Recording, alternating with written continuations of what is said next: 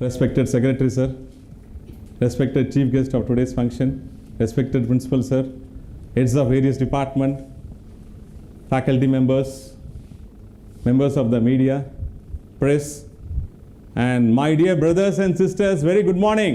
Good morning, sir. Very good morning, and very, very happy to see you all in this wonderful occasion of Mudivedu Munneru Season 7.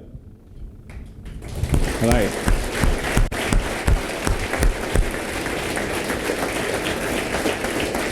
See, life is all about transformation. அதாவது ஒரு காலகட்டத்திலையும் டிரான்ஸ்ஃபர்மேஷனுங்கிறது லைஃப்பில் நடந்துக்கிட்டே இருக்கும். சின்ன வயசில் படிச்சிருப்போம், school படிச்சுட்டு அதில் ஒரு டிரான்ஸ்ஃபர்மேஷன் இருக்கும். Not only about physical appearance or attitude whatever it may be. அதுக்கப்புறம் காலேஜ் வருவோம். காலேஜில் லாட் ஆஃப் டிரான்ஸ்ஃபர்மேஷன். காலேஜில் நிறைய நல்ல விஷயங்களை கற்றுக்கிட்டு நாலேஜை எடுத்துகிட்டு காலேஜில் கற்றுக்கக்கூடிய கல்ச்சரை எடுத்துகிட்டு நம்ம வெளியில் கொண்டு போவோம்.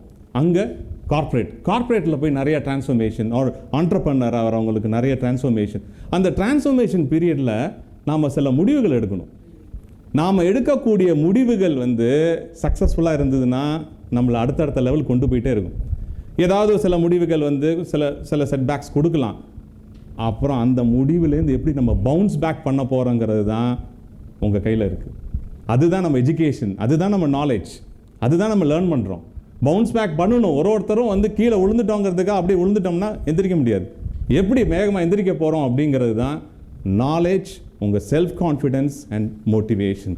This show is all about motivation. Right. இன்னைக்கு நம்மக்கிட்ட வந்திருக்கக்கூடிய guest very very special guest. ஒரு பாரம்பரியமான குடும்ப பின்னணி, மிகப்பெரிய தொழில் நிறுவனம், தனக்குன்னு ஒரு பிஸ்னஸ் சாம்ராஜ்யத்தையே நடத்தி கொண்டிருக்கக்கூடிய ஒரு தமிழர், தமிழ் மீது தீராத ஆசையும் காதலும் பற்றும் உள்ளவர். அவரோட நிறுவனம் பார்த்தீங்கன்னா இன்னைக்கு கிட்டத்தட்ட 50க்கு மேற்பட்ட நாடுகளில் அவரோட ப்ராடக்ட்ஸ் எக்ஸ்போர்ட் பண்ணிட்டு இருக்கார். ஒரு சிறந்த தமிழன். இது மாதிரி ஒரு நபர் நம்ம காலேஜில் சார், செக்ரட்டரி சார், பிரின்சிபல் சார்ட்டு கேட்டேன், இன்வைட் பண்ணலாமா, யார் இந்த முடிவெடு முன்னேறு சீசன் 7க்குன்னு. சாரோட நேமை சஜஸ்ட் பண்ணோன்னு 2 பேருமே ஃபஸ்ட்டு நீங்கள் அவரை கூப்பிடுங்க, அவர் வரணும் நம்ம காலேஜுக்கு, அவர் அவரோட எக்ஸ்பீரியன்ஸை ஷேர் பண்ணணும். That will be a real source of inspiration. Today we have with us Shri V.R. Muthu sir, please sir, please Udayan Nallamai, BVE and Sons chairman onto the dais. விருந்தினரை வரவேற்பதில் என்றைக்குமே சாரநாதன் காலேஜுக்கு ஒரு தனி மகிழ்ச்சி, அதுக்கு தனி பாரம்பரியம் உண்டு. சாரை பற்றி நான் சொல்லும்போது பாரம்பரியமான குடும்பம்னு சொன்னேன். அதே மாதிரி பாரம்பரியமான குடும்பம், தி கிரேட் எஜுகேஷனலிஸ்ட். இந்த எஜுகேஷன் குடும்பத்திலேருந்து எஜுகேஷனலிஸ்டாக வருவாங்கன்னு தெரியுமா? அது மாதிரி த கிரேட் எஜுகேஷனலிஸ்ட். 70 வயது அனுபவம், 20 வயது செயல் துடிப்பு, ஆரோக்கியம். நவம்பர் 14 பிறந்ததுனால அவர் குழந்தைகள் தினத்தில் பிறந்தனால குழந்தை உள்ளம் கொண்ட செக்ரட்டரி சாரை சீஃப் கெஸ்ட்டுக்கு மொமெண்டோ கொடுக்கறதுக்கு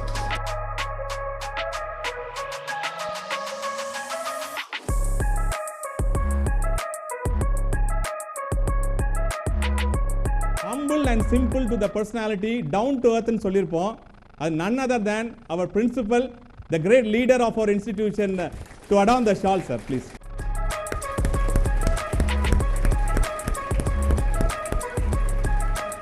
ஸ்பெஷல் கெஸ்ட்டுக்கு ஸ்பெஷலாக செக்ரட்டரி சார் செய்வார். எப்பயுமே இந்த தேங்க்யூ கார்டுன்னு ஒன்று இருக்குது.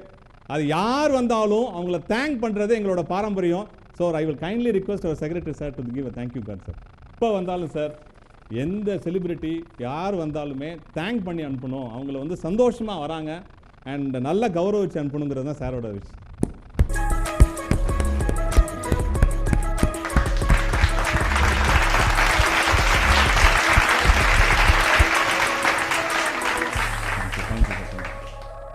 Thanks for coming sir. விருதுநகர்லேருந்து ட்ராவல் பண்ணி எங்கள் காலேஜுக்கு எங்கள் ஸ்டூடெண்ட்ஸை மீட் பண்ணுறதுக்காக வந்ததுக்கு special thanks sir. VVV and Sons அப்படிங்கிறது எப்போ ஆரம்பிச்சிங்க? அது யாரால் ஆரம்பிக்கப்பட்டது? எங்கள் முன்னோர்கள், அதாவது அப்பா, அவங்க அப்பா எங்கள் ஊரில் வந்து தகப்பனார் ஐயான்னு சொல்லுவாங்க. டேடி வந்து ஐயா, டேடியோட டேடி அப்பா. உங்களை ரொம்ப குழப்ப வேண்டாம்னு நினைக்கிறேன். உங்கள் எல்லாருக்கும் புரிகிற மாதிரி சொல்கிறது அப்படின்னா, என்னுடைய டேடி அப்பா, கரெக்டாக? அதானே உங்கள் ஊரில் எல்லாம். எங்கள் டேடியோட டேடி தாத்தா. தாத்தா. ஸோ எங்கள் தாத்தா காலத்து சமாச்சாரம். இந்த பிஸ்னஸ் எங்கள் தாத்தா அவங்க சகோதரர்கள் சேர்ந்து நடத்திய பிஸ்னஸ். எப்போது? 1940க்கு முன்னால். 1940 முன்னால். Okay, before independence. Much before independence. அப்போ அவங்களுக்கு பிஸ்னஸ் வந்து கராச்சியில் இருந்திருக்கு. ஏன்னா கராச்சி வந்து பிரிட்டிஷ் ஓகே சாம்ராஜ்யத்தில் இருந்த ஒரு ஊர். பாம்பேயில் இருந்திருக்கு, ரங்கூனில் இருந்திருக்கு, கொலம்போவில் இருந்திருக்கு. இந்த ஊர்களில் இருந்து அவங்க கமாடிட்டி பிஸ்னஸ் பண்ணாங்க. கமாடிட்டி அப்படின்னா அரிசி, பருப்பு, நவதானிய வகைகள்னு சொல்லலாம். அப்படி கமாடிட்டி பிஸ்னஸில் இருந்தவங்க தான் 1940 எங்ககிட்ட பெருவாரியாக எள்ளு வாங்கி நல்லெண்ணெய் தயாரித்த ஒருத்தர் பொருளாதாரத்தில் தோல்வி அடைஞ்சிட்டார். ஓ சரி. அப்போது அந்த எள் வணிகத்திலிருந்து நமக்கு கிடைக்க வேண்டிய வருமானம் எல்லாம் தடைப்படுது. Okay okay. அப்போது தாத்தா அவங்க சகோதரர்கள் மொத்தம் 4 பேர் உட்கார்ந்து பேசுகிறாங்க. அப்போது ஒரு தாத்தாவோட யோசனை வந்து, நாம் ஏன் நல்லெண்ணெய் தயாரிக்கக்கூடாது என்று முதலாக ஒரு ட்ரேடர் இண்டஸ்ட்ரியலிஸ்ட்டாக மாறுறார். Trader converted into industrialist. அது வந்து 1940. 1940 ஓகே. எங்கள் தாத்தா வந்து 4 பேர் சொன்னேன். அந்த 4 பேரில் எங்கள் தாத்தா பேர் வந்து விவிவி, நீங்கள் கேள்விப்பட்டிருக்கலாம். விவிவியில் இருந்து தான் ஆனந்தம் நல்லெண்ணெய் ஆரம்ப காலத்தில் இருந்தது. இப்போது ஆனந்தம் நல்லெண்ணெய் இருக்கிறது. 1986 எங்கள் குடும்பத்தில் ஒரு பாகப்பிரிவினை. அதன் மூலமாக 86 டிசம்பரில் இதயம் நல்லெண்ணெய் ஆரம்பிக்கிறது. ஓ, இதயம் வந்து 1986 ஓன் பிராண்ட், நீங்கள் தனியாக. Right okay. 1986 தான் இதயம் ஆரம்பிக்கிறது. இது எங்கள் விவிவி ஃபேமிலி. விவிவி ஃபேமிலியில் ஆனந்தம் இருந்த இடத்துல இப்போ ஆனந்தமும் இருக்குது, இதயமும் இருக்குது. பின்னாடி நாங்கள் மந்த்ரா கடலைன்னு ஆரம்பிக்கிறோம். எங்கள் தாத்தாவில் இன்னொரு தாத்தா ரொம்ப பிரபலம். எங்கள் தாத்தா பேர் சொல்லிட்டேன், விவிவி அப்படின்ட்டு. அப்போ இன்னொரு தாத்தா பேர் என்ன யாராலும் கெஸ் பண்ண முடியுமா? எங்கள் தாத்தா விவிவி. யார் அது கெஸ் பண்ணது? சார் கெஸ் பண்ணியிருக்கிறார், வாழ்த்துக்கள். ஸோ விவிடி உங்கள் எல்லாருக்கும் பிரபலம் தெரிந்த தேங்காய் எண்ணெய். அது ஒரு தாத்தா என்பதை இந்த சபையில் பெருமையோடு தெரிவிச்சேன். எங்களுக்கும் பெருமை தான் சார். ஏன்னா ஒரு சரியான நபர் முடிவெடு முன்னேறு சீசன் 7க்கு ஒரு மிகப்பெரிய தொழிலதிபர் வந்திருக்கிறது எங்களுக்கு. முதல் பாயிண்ட்லேயே முடிவெடு முன்னேற பிடிச்சிட்டிங்களே. We appreciate you. Thank you. We appreciate Karthikeyan. Very good. Very good. சரி, இப்போ விவிடி இப்படி சொன்னீங்க. விவிவி இதயம் உருவானது 1986. இதயம்ங்கிற நேம் உங்களுக்கு வந்து உங்கள் ஃபாதர் வச்சதுங்களா, இல்லை நீங்கள் அப்போ அந்த பிஸ்னஸ்குள்ளே இருந்தீங்களா? அதாவது எங்கள் அப்பா இருக்கார், நான் இருக்கிறேன், என்னுடைய சகோதரர்லாம் வந்தாச்சு அநேகமாக. ஓகே அநேகமாக.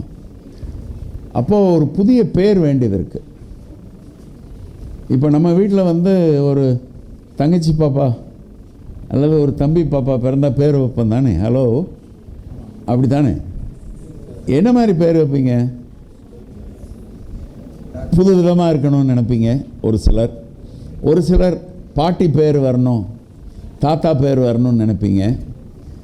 ஒரு சிலர் இதுவரைக்கும் கேட்காத பேர் எதையாவது யோசிச்சுட்டு இருப்பீங்க. சாதாரணமாக நாங்கள் எப்படி பேர் யோசித்தோங்கிறத சொல்கிறேன். 4 கால் இருந்தால் அதற்கு என்ன பேர்? நாற்காலி. நாற்காலி. 3 கால் இருந்தால் முக்காலி. இதற்கு என்ன பேர்? காரணப்பெயர். காரணப்பெயர். இதயமும் காரணப்பெயர் என்பதை பெருமையோடு சொல்லிக்கிறேன். எப்படின்னா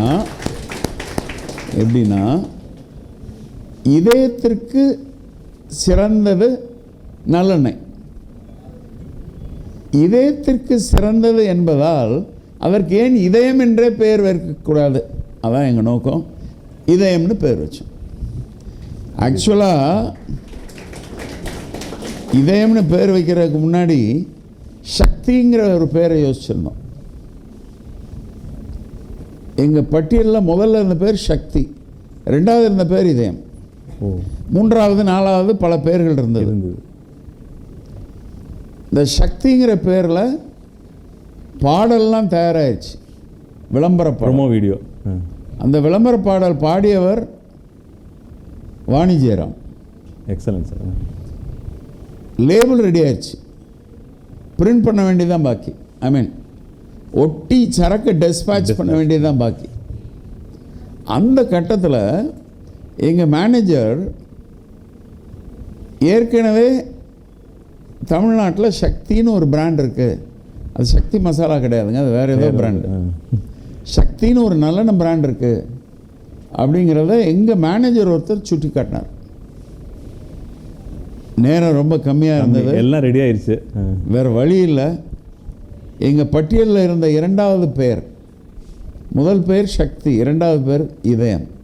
இந்த 2வது பேரை ஃபஸ்ட்டு வைக்க வேண்டிய ஒரு அவசியம் ஏற்பட்டது. அந்த 2வது முதல் பேர் வைக்காமல் 2வது பேர் வச்சதில் இன்றைக்கும் நான் ரொம்ப சந்தோஷப்படுறேன். அந்த 2வது பேர் தான் சார் இன்றைக்கி 50 கண்ட்ரிக்கு மேலே உங்களை ரீச் பண்ணியிருக்கேன் சார். இதயம் இல்லாத வீடுகளே இல்லைன்னு அப்படின்னு சொல்கிற அளவுக்கு உங்களை ரீச் பண்ணி கொண்டு போயிருக்கு. So we are very happy for that sir. 50 நாடுகள்னு சொல்லி சார் எங்களை ரொம்ப பெருமையாக சொல்கிறாரு. அந்த இடத்துல நான் என்ன சொல்லுவேன்னா 38 நாடுகள்னு சொல்லி 38 நாடுகளுக்கு ஏற்றுமதி செய்கிறோம். இதில் சுவாரஸ்யமான விஷயம் என்ன அப்படின்னா, ஏற்றுமதிக்காக நாங்கள் ஒரு உப்புக்கல்லை கூட எடுத்து வைக்கல. புரியுதா? ஹலோ, உப்புக்கல் அதாவது எஃபர்ட், ஒரு முயற்சி நாங்கள் எடுத்து வைக்கல. பொதுவாக ஒரு காரியம் சாதிக்கணும்னா முயற்சி பண்ணுமா இல்லையா? ஒரு முயற்சியும் பண்ணலை. அது எப்படி? முயற்சி எங்களுக்கு சொன்னீங்கன்னா ஸ்டூடெண்ட்ஸு கொஞ்சம் ஈஸியாக இருக்குது. முயற்சியே பண்ணலையா? முயற்சியே இல்லாமல் ஒரு எஃபர்ட்லெஸ், முயற்சியே இல்லாமல் மாபெரும் வெற்றி கிடைக்கிறது. அந்த ரகசியம் உங்களுக்கு தெரியணும். ஓகே, சொல்லவா? எனக்கு பிடித்த ஒரு புது மொழி தமிழில், பழமொழி இல்லாமல் புது மொழி. தேடினால் தேடாததெல்லாம் கிடைக்கும். புரியுதா? கைதட்டலாம். தேடினால் தேடாததெல்லாம் கிடைக்கும். ஓகே, யாராவது விளக்கம் சொல்ல முடியுமா? நம்ம ஒரு நோக்கி போயிட்டு இருக்கோம் சார். அது அதுதான் கிடைக்கணும்னு அவசியம் இல்லை. நம்ம போகிற பாதையில் பல விஷயங்கள் நம்ம கற்றுக் கொடுக்கும். சாரையும் பாராட்டிடும். இப்போது என்னோட பர்ஸ் தொலைஞ்சிருச்சு. அப்போ நான் என்ன செய்கிறேன்? தேடுறேன். பர்ஸு கிடைக்குதா? கிடைக்கல. ஆனால் பாஸ்போர்ட் எங்கே வச்சேங்கிறதையும் கிடைச்சி மறந்து போச்சு. அந்த பாஸ்போர்ட் கிடைச்சது. நான் என்ன தேடினேன்? என்ன கிடைச்சது? தேடினால் தேடாததெல்லாம் கிடைக்குது. கரெக்டா? Yes sir, yes. ஒத்துக்கிறீங்களா? உங்களுக்குமே நடந்திருக்குமே. ஐடி கார்டு போட்டு வரணும் டெய்லி காலையில். ஐடி கார்டு கிடைக்காது, எல்லாம் கிடைக்கும். தொலைஞ்சு போன புத்தகம் கிடைக்கும். ஒரு 10 வருஷத்துக்கு முன்னால் எங்கேயோ வச்ச ஒரு ப்ராக்ரஸ் ரிப்போர்ட் கூட கிடைக்கும். தேடினால் தேடாததெல்லாம் கிடைக்கும். இது வெறும் சுவாரஸ்யத்துக்காக சொல்கிறது இல்லை, இதில் பெரிய உண்மை இருக்குது. உதாரணத்துக்கு அலெக்சாண்டர் கிரஹாம் பெல் என்ன கண்டுபிடிச்சார்? டெலிஃபோன் கண்டுபிடிச்சார். அவர் தேடவே இல்லையே, அவர் தேடினார், டெலிஃபோனை தேடவே இல்லை. அவர் மனைவிக்கு கொஞ்சம் காது கேட்காதான். மனைவி கேட்டிருக்காங்க, இந்த காது சரியாக கேட்கல, ஏதாவது பண்ணுங்களான்ட்டு. அப்போ அவர் செய்த ஆராய்ச்சி, எதற்காக ஆராய்ச்சி செய்தார்? காது கேட்கும் கருவி ஒன்றை கண்டுபிடிக்க ஆராய்ச்சி செய்கிறார். ஆனால் அவருக்கு அது கிடைக்கவே இல்லை. என்ன கிடைத்தது? டெலிஃபோன் கிடைத்தது. தேடினால். அதனால் இந்த மாணவர்கள், சாரநாதன் கல்லூரி மாணவர்கள் அனைவரையும் நான் கேட்டுக்கொள்கின்றேன், உங்களுக்கு வாழ்க்கையிலே நிறைய கிடைக்கும். எப்போ கிடைக்கும்? எப்போ கிடைக்கும்? தேடினால் கிடைக்கும். தேடாததெல்லாம் கிடைக்கும். ஓகே, இதில் இன்னும் நிறைய உதாரணங்கள் எல்லாம் சொல்ல முடியும். இப்போதைக்கு இது போதும். அதையும் எங்களுடைய இன்டர்நேஷ்னல் பிஸ்னஸையும் நான் கனெக்ட் பண்ண வரேன். Yes sir. பெங்களூர்லேருந்து கன்னியாகுமரி வரைக்கும், சென்னையிலேருந்து கன்னியாகுமரி வரைக்கும் நிறைய பாடுபட்டோம், நிறைய முயற்சி பண்ணோம், நிறைய வெற்றி கிடைச்சது. நாங்கள் எங்கே தேடினோம் எங்கள் மார்க்கெட்டை? தமிழ்நாடு. பெங்களூர்லேருந்து கன்னியாகுமரி, சென்னையிலேருந்து கன்னியாகுமரி, ஆல்மோஸ்ட் முழுக்க தமிழ்நாட்டில் தான் தேடினோம். ஆனால் எங்களுக்கு கிடைத்தது என்னவோ, வடமேற்கே டொரண்டோவிலிருந்து தென்கிழக்கே சிட்னி வரைக்கும் மார்க்கெட் கிடைக்கும். வடமேற்கே டொரண்டோ என்பது கனடா நாட்டில் இருக்கக்கூடிய ஒரு மிக பிரபலமான ஒரு ஊர் வந்து டொரண்டோ. கனடா எங்கே இருக்கு? அமெரிக்கா கண்டத்தில், அமெரிக்க ஐக்கிய நாடுகளுக்கு மேலே வடக்க இருக்குது டொரண்டோ, அங்கே தான் இருக்குது. சிட்னி எங்கே இருக்குது? ஆஸ்திரேலியா. பரவாயில்ல, உங்கள் மாணவர்கள் எல்லாருக்கும் வேறு தெரியுது. சிட்னி ஆஸ்திரேலியாவில் இருக்குது. அது ஒரு ஓரம், டொரண்டோ ஒரு ஓரம். கிட்டத்தட்ட 38 நாடுகள் இடையில் எங்கள் ப்ராடக்ட்ஸ் இருக்கிறது. எத்தனையோ நாடுகள் இருக்குது, எங்கள் ப்ராடக்ட்ஸ் இருக்கிறது 38 நாடுகளில். இந்த வெற்றிக்கு காரணம், டொரண்டோலேருந்து சிட்னி வரைக்கும் இருக்கிறது யார்? தமிழர்கள்.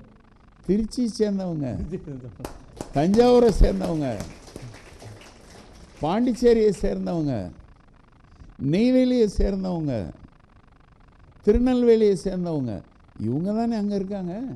ஹலோ, ஒத்துக்கிறீங்களா? So that's it. திருச்சியில் வீட்டுக்கு வரும்போது வத்த குழம்பு சாப்பிட்றாங்க தானே? வத்த குழம்பு சாப்பிட்றாங்க. வெஜிடேரியன்லாம் வத்த குழம்பு சாப்பிடுவாங்க, நான்வெஜ்ஜெல்லாம் மீன் குழம்பு சாப்பிடுவாங்க. வத்த குழம்புக்கு நல்லெண்ணெய் வேணும். ஹலோ, மீன் குழம்புக்கு நல்லெண்ணெய் கட்டாயம் வேணும். ஸோ இந்த திருச்சியில் நம்ம அம்மா பண்ணுற வத்த குழம்பு, மீன் குழம்பு டேஸ்ட்டு டொரண்டோவில் கிடைக்குமா? கிடைக்காது. அதனால் அங்கே போனாலும் இதே நல்லா வேணும். மாணவர்களே, இதுதான் நம்ம ரகசியம். தேடினால் தேடாததெல்லாம் கிடைக்கும். அதனால் நீங்கள் முயற்சி செய்து கொண்டே இருங்கள், மிகப்பெரிய சாதனை நீங்கள் செய்வீர்கள் என்று வாழ்த்துகின்றேன். All the best. சார், இப்போ ஆல்மோஸ்ட் தமிழ்நாடு மார்க்கெட்டு நல்லெண்ணெயை பொறுத்த வரைக்கும் இதே நல்லெண்ணெய் தான் சார். ஒரு மெஜாரிட்டி ஆஃப் த மார்க்கெட் ஷேரை இதே நல்லெண்ணெய் ஹோல்ட் பண்ணிகிட்ருக்காங்க. ரைட். இதை விட தாண்டி நார்த்துக்கு போகிறோம் சார். நார்த்தில் பார்த்தீங்கன்னா கடுகெண்ணெய் தான் வந்து யூசேஜ் நல்லெண்ணெயோட. ஸோ அந்த மார்க்கெட்டை நீங்கள் எப்படி பெனிட்ரேட் பண்ணுறீங்க நார்த் இந்தியாவில்? ஏன்னா என்றைக்குமே டஃப்பாக இருக்கக்கூடிய இடத்துல தான் நம்ம பெனிட்ரேஷனுங்கிறது சேலஞ்சிங்காக இருக்கும். சரி, நீங்கள் மார்க்கெட்டிங்கில் இதே வந்து one of the successful persons in marketing the product, என்ன ஸ்ட்ராட்டஜி யூஸ் பண்ணுறீங்க? உங்கள் கேள்வியிலே ஒரு சின்ன மாற்றம் நான் கொடுக்குறேன்.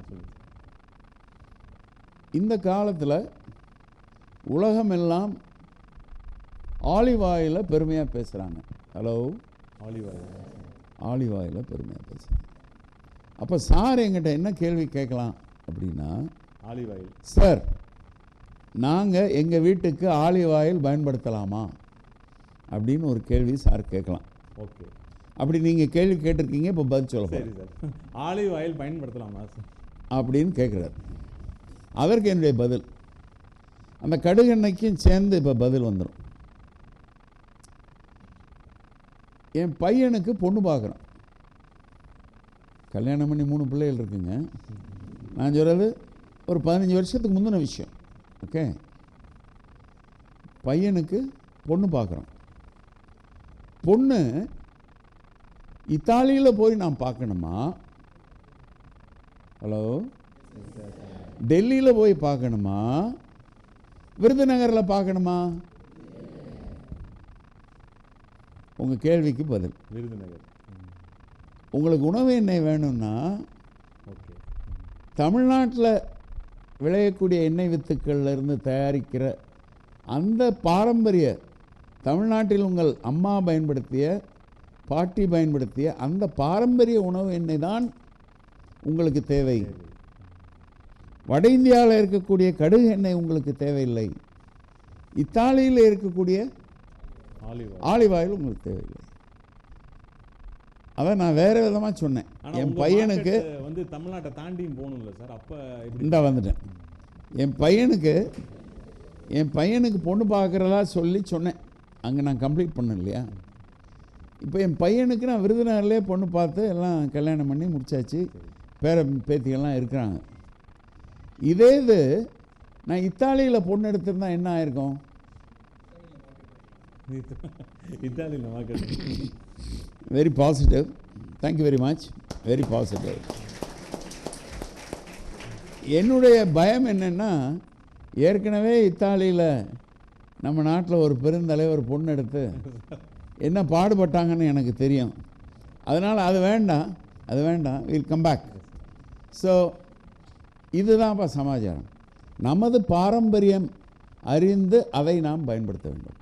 இப்போ நான் அரிசியை சாப்பிட மாட்டேன்னா தப்பு, நல்லெண்ணெயை பயன்படுத்த மாட்டேன் அப்படின்னா தப்பு. நம்ம பாரம்பரியம். கம்பு, கேழ்வரகு நம்ம பாரம்பரியம். ஸோ நம்ம பாரம்பரியத்தை விடக்கூடாது நமது உணவு பழக்க வழக்கத்திலே என்பதுதான் என்னுடைய பதில் இந்த இடத்துல. Thank you very much. அடுத்த கேள்வி. சார், இப்போ இதயம் இல்லாத வீடுகளே இல்லை. டிஸ்ட்ரிபியூஷனுங்கிறது வந்து மிகப்பெரிய சேலஞ்ச் சார். ஏன்னா இன்றைக்கி ஒரு இடத்துல டிஸ்ட்ரிபியூட் பண்ணுறதே கஷ்டமாக இருக்குது, ஒரு இடத்துல ரீச் பண்ணுறது. எப்படி உங்களை வந்து ப்ராடக்டாக எல்லா இடத்துலையும் கஸ்டமருக்கு ரீச் ஆகிற மாதிரி நீங்கள் மார்க்கெட்டிங் ஆர் லாஜிஸ்டிக்ஸ் எப்படி பிளான் பண்ணுறீங்க? Yes sir. இப்போது சென்னை, மதுராந்தகம், தஞ்சாவூர், விருதுநகர், திருச்செங்கோடு, இந்த 5 ஊர்களில் எங்களுக்கு கிளைகள் இருக்கிறது. கிளைகள், பிரான்ச்சஸ், டிஸ்ட்ரிபியூஷன் பிரான்ச்சஸ். இந்த 5 பிரான்ச்சஸ்லையும் ஸ்டாக் பண்ணிடுறோம். நல்லெண்ணெய், கடல் எண்ணெய், கடுகு எண்ணெய் இருக்குங்க, எல்லாமே ஸ்டாக் பண்ணிடுறோம். திங்கள் முதல் சனி வரை இந்த 5 சென்டரில் இருந்து, ஒவ்வொரு சென்டரில் இருந்து கிட்டத்தட்ட 5 அல்லது 6 வாகனங்கள் அந்தந்த பகுதியில் டிஸ்ட்ரிபியூட்டர்ஸ்ட்டை கொண்டு போய் சரக்கு கொடுத்துருக்கணும். உதாரணத்திற்கு திருச்சி அப்படின்னா ஒரு 4 டிஸ்ட்ரிபியூட்டர்ஸ்ட்டை கொடுத்துட்டா எனக்கு திருச்சியில் வேலை முடிஞ்சது. ஒரு காலத்தில் திருச்சியில் நான் பிஸ்னஸ் பண்ணும்போது திருச்சியிலேயே 4 நாள் இருப்போம். திருச்சியில் 4 நாள் இருப்போம். ஒரு நாளைக்கு 100 கடை பார்ப்போம், 400 கடை பார்ப்போம். 400 கடை. எக்ஸலன்ட். அது வந்து ஓல்ட் ஸ்டைல். அப்போ எங்களுக்கு டிஸ்ட்ரிபியூட்டர்ஸ் கிடையாது. காலப்போக்கில் டிஸ்ட்ரிபியூட்டர்ஸோட அவசியத்தை உணர்ந்தோம். முதல் எங்கள் பிராண்ட் அன்பாப்புலராக இருக்கும்போது கடைகளில் நாங்கள் நேரடியாக கொடுக்க வேண்டிய அவசியத்தில் இருந்தோம். இப்போ பாப்புலர் ஆன உடனே டிஸ்ட்ரிபியூட்டர்ஸ் எங்கிட்ட வாங்கிக்கிறாங்க. Okay. So distribution students we study logistics and supply chain management. அதில் டிஸ்ட்ரிபியூஷன் நெட்வொர்க் எவ்வளவு ஸ்ட்ரென்தன் இருந்ததுன்னா we can make our products to reach the customers ஈஸியாக. கஸ்டமருக்கு வந்து போய் கடையில் கேட்டவொன்னே இருக்கணும், இல்லைன்னு வச்சிங்களா அடுத்த ப்ராடக்டை பார்க்க ஆரம்பிச்சிருவாங்க. ஸோ இதயம் நல்லனோட சக்ஸஸ் என்னன்னு சார் சொல்லியிருக்காரு. Distribution network is very very strong. So அப்போ நீங்கள் இந்த இடத்துல மாணவர்களுக்கு நான் ஒரு விஷயம் சொல்ல விரும்புகிறேன். There are 3 P's.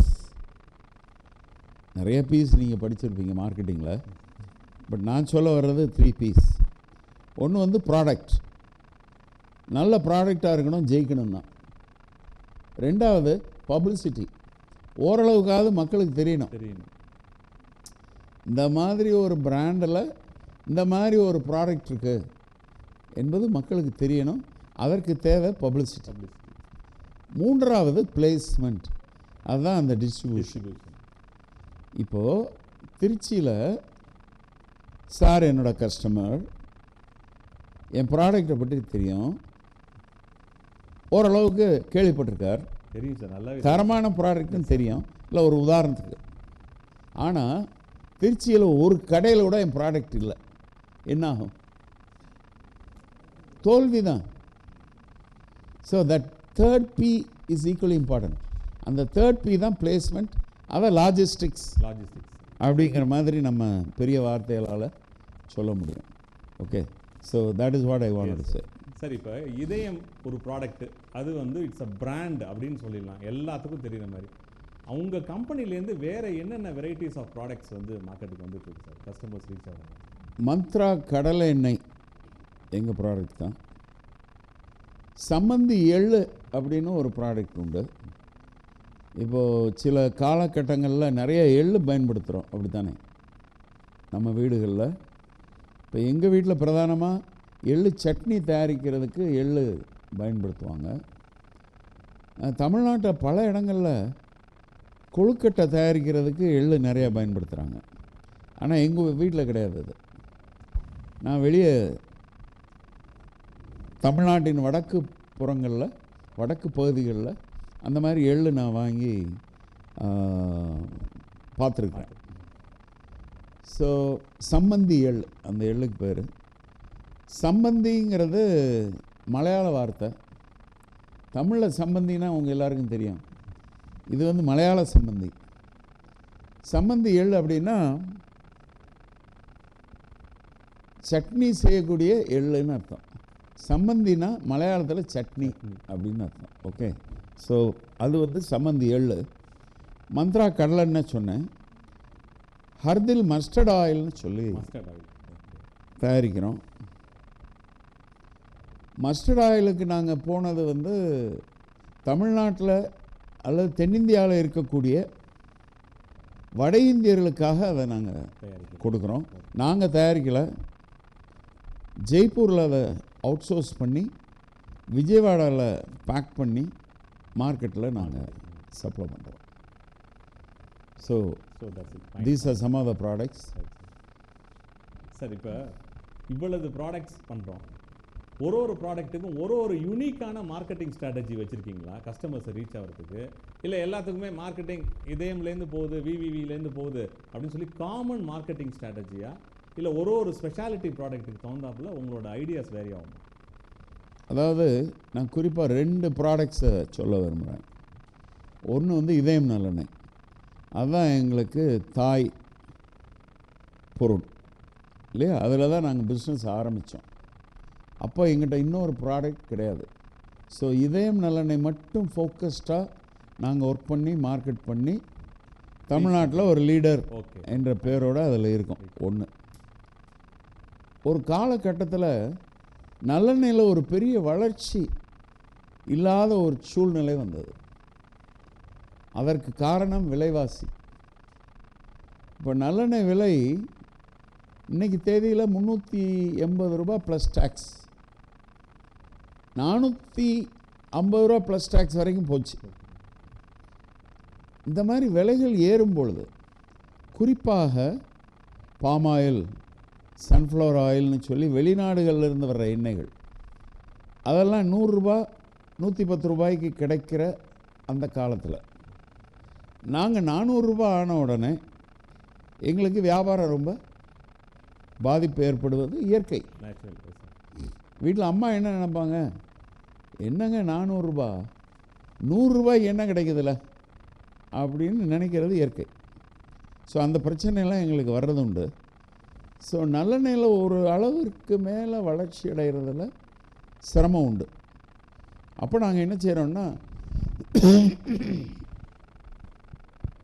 நல்லெண்ணெய் மட்டும் இருந்தால் போதாது, நமக்கு பிராண்டு கடலை எண்ணெய் வேண்டும். நாங்கள் ஏன் பாம் ஆயில் போல, ஏன் சன்ஃப்ளவர் ஆயில் போல? பாம் ஆயில் இந்தியன் கிடையாது, சன்ஃப்ளவர் ஆயில் இந்தியன் கிடையாது. ஸோ இந்தியாவிற்கு அப்பாற்பட்ட உணவு எண்ணெய்கள், அது நமக்கு பொருத்தமில்லாத எண்ணெய்கள் அப்படிங்கிறது என்னுடைய கருத்து. This shows a patriotism towards our country. அதாவது பேட்ரியாட்டிசம் ஒரு பக்கம், பொருத்தம் ஒரு பக்கம். உதாரணத்துக்கு an apple a day keeps the doctor away. யாருக்கு? வெள்ளைக்காரனுக்கு தான். தயவுசெய்து அந்த பழமொழியை சீரியஸாக நீங்கள் எடுக்க வேண்டாம். நீங்கள் நம்ம நாட்டுக்கு அது என்ன பொருத்தங்கிறத தேடணும். ஆப்பிள் விளையுதா நம்ம ஊரில்? காஷ்மீரில் விளையிறது, அது காஷ்மீரில் இருக்கிறவங்க சாப்பிடட்டும். ஆனாலும் நம்ம ஊரெல்லாம் ஆப்பிள் சாப்பிட்டுட்ருக்கோம். ஆப்பிளை சாப்பிடக்கூடாதுன்னு நான் சொல்லலை, பட் அதை விட பொருத்தமான பழம் நம்மகிட்ட இருக்குது. நம்ம பகுதிகளில் விளையிற பழம் என்ன தெரியுமா? என்னப்பா? வேற என்ன சொன்னீங்க? கொய்யாப்பழம், வாழைப்பழம், பெரிய நெல்லி. ஓகே ஓகே, இப்போ நான் பதிலுக்கு வந்துடுறேன். an apple a day keeps the doctor away. அதை நமக்கு பொருத்தமாக மாற்றி தரட்டுமா?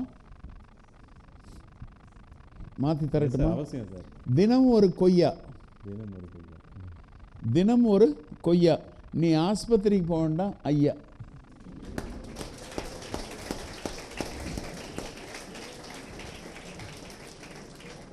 இந்த மாதிரி நமக்கு பொருத்தமாக சில விஷயங்களை நம்ம புரிஞ்சிக்கணும். போய் ஆப்பிள் ஆப்பிள்னு போய் விழ வேண்டியதில்லை. ஓகே, ஆப்பிள் சாப்பிடுங்க, வேண்டான்னு நான் சொல்ல. ஏன்னா ஆப்பிள் நம்ம பாரம்பரியம் மாதிரி ஆகிப்போச்சு. இப்போ ஆப்பிள் சாதாரணமாக சாப்பிட்டுட்ருக்குறோம். ஆனாலும் கொய்யாப்பழம் தான் நமக்கு சிறந்தது என்பதை இந்த நேரத்தில் உங்கள்கிட்ட நான் சொல்லிக்க விரும்புகிறேன். நம்ம பகுதியில் என்ன விளையுதோ அதுதான் நமக்கு கூடுதல் பொருத்தம். அதை நீங்கள் எல்லோரும் புரிஞ்சுக்கணும். சரியா? பிஸ்னஸ் அப்படின்னு வரும்போது அப்ஸ் அண்ட் டவுன்ஸ் எல்லாரோட கேரியர்லேயும் வரும் சார். ஏன்னா இன்றைக்கி பார்த்துட்டு இருக்க இளைஞர்கள் என்ன நினைக்கிறாங்கன்னா, அப்படி ஜம்முன்னு ஒரு பிஸ்னஸ்னால் ஏறி உட்காருவோம், ஒரு காரில் போவோம், சைன் பண்ணுவோம், ஏசியில் இருப்போம், என்ஜாய்மெண்ட் அப்படிங்கிறது தான் இளைஞர்கள் நிறைய பேர். நான் ஒரு பிஸ்னஸ் மேனாக வரணும் அப்படின்னு ரைட், தப்பு கிடையாது. பட் அப்ஸ் அண்ட் டவுன்ஸ் ஒரு பிஸ்னஸில் கண்டிப்பாக இருக்கும். நீங்கள் ஃபேஸ் பண்ண காலகட்டங்கள் அது மாதிரி ஏதாவது இருக்கா சார்? ஏன்னா உங்களோட லைஃப்பை ஷேர் பண்ணிங்கன்னா the students can able to. அதாவது ஒரு பாதிப்பு, கரெக்ட், ஒரு சிக்கல் வந்தால் அதை எப்படி ஜெயிக்கிறது, அதான் நான் கேள்வி. ஏன்னா ப்ராக்டிக்கலாக நீங்கள் பார்த்துருப்பீங்க நிறைய விஷயங்களை. ஒரு ஃபார்முலா வச்சுருக்கேன், அதை மாணவர்கள் விரும்பினா எழுதிக்கலாம் அல்லது மனதில் ஏற்றுக்கொள்ளலாம். சோதனை, சிந்தனை, சாதனை. சோதனை, சிந்தனை, சாதனை. இப்போவே பாராட்டிட்டீங்க, நன்றி. சோதனை என்றால் தோல்வி. எனக்கு ஒரு தோல்வி வரும்போது நான் என்ன செய்கிறேன்? சிந்திக்க ஆரம்பிச்சிடும். முதல் அழணும். தோல்வி வந்தோன்னா அழணும் தானே. பெண்கள் நிறையா இருக்கிறீங்க, அதனால் உங்களுக்கு டக்குன்னு புரியும். இங்கே எல்லாம் வீரமங்கைகளாக இருக்காங்க சார், இல்லை அழுவ மாட்டாங்க சார். சார் அழுகிற தப்பு இல்லை சார். அதாவது சோதனை வந்தோடனே அழலாம், ஆனால் அழுது கொண்டே இருக்கக்கூடாது. அழுகையை நிறுத்தணும். அழுகையை நிறுத்திட்டு சிந்தனை, think there must be a better way அப்படின்னு சொல்லியிருக்கான். சிந்தியுங்கள், சிறந்த வழி இருக்கின்றது. அழுகிறத நிறுத்திட்டு யோசிக்கணும், ஏன் இந்த சோதனை வந்தது, ஏன் தோத்தோம் அப்படின்னு யோசிக்கணும். யோசிக்கும்போது நார்மல் டேஸில் இருந்த ஐடியாஸை விட அருமையான சூப்பர் ஐடியாஸ் வரும். கண்டிப்பாக சார். சிந்தனை அப்போ தானே பண்ணுறோம். சோதனை வராமல் யாராவது சிந்தனை பண்ணுறோமா? அது வாட்டில் வண்டி ஓடிக்கிட்டே இருக்கு. சோதனை வந்தோடனே சிந்தனை பண்ணுறோம். சிந்தனை பண்ணும்போது பிரம்மாதமான கருத்துக்கள் வருது. அதனால் என்ன வருது? சாதனை. ஃபார்முலா ஒத்துக்கிறீங்களா? இதற்கு கேஷுவலாக நான் சொல்லிட்டு போயிட்டேன். ஒரு சான்று. ஒரு உதாரணம் சொல்லி சொல்கிறேன். எங்கள் அப்பா இருக்காங்க. அப்போது எங்களுக்கு ஒரு சேல்ஸ் டேக்ஸ் நோட்டீஸ் வந்தது. சேல்ஸ் டேக்ஸ் நோட்டீஸ் வருதுன்னா என்ன அர்த்தம்? சோதனை. 3 விஷயம் சொல்லியிருக்கோம் இல்லையா? அதில் சேல்ஸ் டேக்ஸ் நோட்டீஸ் வர்றது சோதனை. அந்த நோட்டீஸில் என்ன வந்திருக்குன்னா, நீங்கள் நல்லெண்ணெய் விற்கும்போது கண்டெய்னர் எக்ஸ்சேஞ்ச் பண்ணுறீங்க. இது பழைய ஸ்டைல். கண்டெய்னர் எக்ஸ்சேஞ்ச் சீனியர்ஸுக்கு தெரியலாம். உங்கள் அம்மாலாம் எங்கிட்ட வந்து எண்ணெய் வாங்கும்போது, உங்கள் அம்மாவோ பாட்டியோ எண்ணெய் வாங்கும்போது வீட்டில் இருக்கிற பழைய கண்டெய்னரை என்கிட்ட கொண்டு வந்து கொடுத்துட்டு ஃப்ரெஷ் கண்டெய்னரில் வாங்கிக்கிடுவாங்க. இது ஓல்ட் சிஸ்டம், உங்களுக்கு தெரிய வாய்ப்பில்லை. இப்போ கேஸ் சிலிண்டர் இருக்குது இல்லையா? ஒவ்வொரு தடையும் கேஸ் சிலிண்டர் அம்மா புதுசு வாங்குறாங்களா? சிலிண்டர் எக்ஸ்சேஞ்ச் கேஸ் மட்டும் தானே வாங்குறாங்க. ஸோ எப்படி சிலிண்டர் எக்ஸ்சேஞ்சோ அந்த மாதிரி தான் நாங்கள் கண்டெய்னர் எக்ஸ்சேஞ்ச் பண்ணிட்டுருந்தோம் நல்லெண்ணெயில். ஓகே. சேல்ஸ் டேக்ஸில் என்ன முடிவு பண்ணாங்கன்னா, இவங்க என்ன எண்ணெய்க்கு மட்டும் வரி போடுறாங்க, ஏன் கண்டெய்னருக்கு வரி போடல அப்படின்னு கேள்வி கேட்குறாங்க. 3 ஆண்டுகள் கணக்கை ஓப்பன் பண்ணுறாங்க. இதெல்லாம் தப்பு, இவ்வளோ வரி நீங்கள் போட்டிருக்கணும், இவ்வளோ வரி நீங்கள் போடாதனால உங்களுக்கு பெனல்ட்டி, அபராதம். அதுக்கு பிறகு வட்டி, எங்கள் பணம் உங்கள்கிட்ட இருந்ததில் வட்டி. அதற்கு பிறகு பீனல் இன்ட்ரெஸ்ட், அபராத வட்டி. வட்டிக்கு வட்டி. அரசாங்கத்துக்கு ஒரே சந்தோஷம் வியாபாரிகளை கஷ்டப்படுத்துறதில்ல. போட்டு 1.5 கோடிக்கு நோட்டீஸ் வந்தது. 1.5 crores. எந்த வருஷம் சார் இது? 1. இது வந்து 1982, 83, 84. Very big money sir, very big money. அந்த 1.5 கோடியை செலுத்தணும் அப்படின்னா எங்கள் வீடு, எங்கள் தோட்டம், எங்கள் தொழிற்சாலை விற்றா தான் கட்ட முடியும். இவ்வளோ பெரிய சிக்கலில் ஒரே ஒரு நோட்டீஸ் ஒரு பிஸ்னஸ் மேனை கொண்டு போக முடியும். இதுக்கு பேர் என்ன? சோதனை. ஆனால் அந்த மாதிரி சோதனை வரும்போது ஒரு வருத்தம் ஏற்படுறது. எங்கள் அப்பா தூங்கலை அன்னைக்கு. ஆனால் தொடர்ந்து இப்படி தூங்காமலே இருந்துட்டு போனால் என்ன ஆகும்? பிரயோஜனம் கிடையாது. அப்போ சிந்தனை பண்ண ஆரம்பிக்கிறோம். சோதனை பார்ட் முடிஞ்சது, இப்போ சிந்தனை.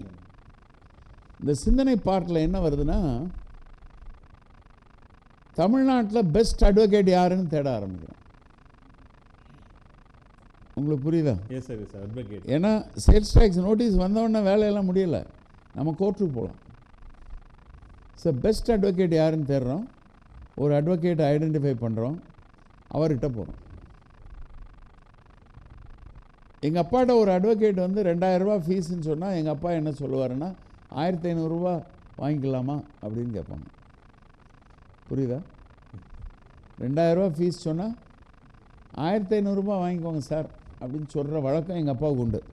அவர் முதலாக 25000 ரூபா ஃபீஸ் கட்டுறதுக்கு தயாராகிட்டார். ஏன்? பிரச்சனை 1.5 கோடி. Volume of the problem. 1.5 கோடியை காப்பாற்றணும். இங்கே 25000க்கு வக்கீல்கிட்ட பேரம் பேசுறதில் அர்த்தம் இல்லை. ஏன்னா தமிழ்நாட்டில் சிறந்த வக்கீல். ஸோ கோர்ட்டுக்கு போகிறோம், ஸ்டே கொடுத்துட்டாங்க கோர்ட்டில்.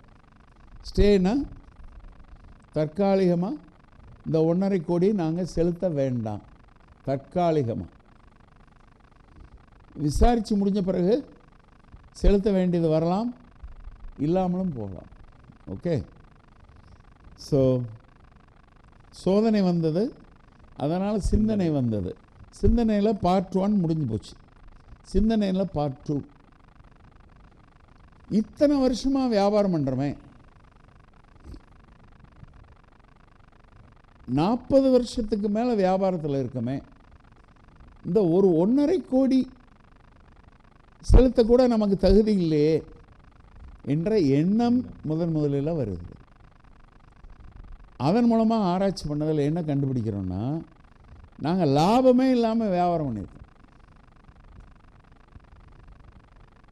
ஏன் பண்ணீங்கன்னா பண்ணியிருக்கோம். ஏன்னா அந்த காலத்தில் அக்கௌண்டிங் மெத்தட்ஸ் எல்லாம் கேஷுவலாக இருந்திருக்கு. வருஷம் முடிஞ்சு 6 மாதம் கழித்து தான் கணக்கே வரும். அப்போ லாபமே இல்லாமல் வணிகம் பண்ணிட்டுருக்கோம். ஏதோ மக்கள் சேவை மாதிரி பண்ணிட்டுருக்கோம். அப்போ முதலாக அதை திருத்துறோம். இனிமேல் தொழில் செய்தால் ரூபாய்க்கு 3 நயா பைசா லாபம் வரும்படி செய்ய வேண்டும் என்ற ஒரு டெசிஷன் எடுக்கிறோம். சிந்தனை பார்ட் 2. சிந்தனை பார்ட் 1 வந்து கோர்ட்டுக்கு போனது. சிந்தனை பார்ட் 2 வந்து ப்ரைஸ் ரிவிஷன்.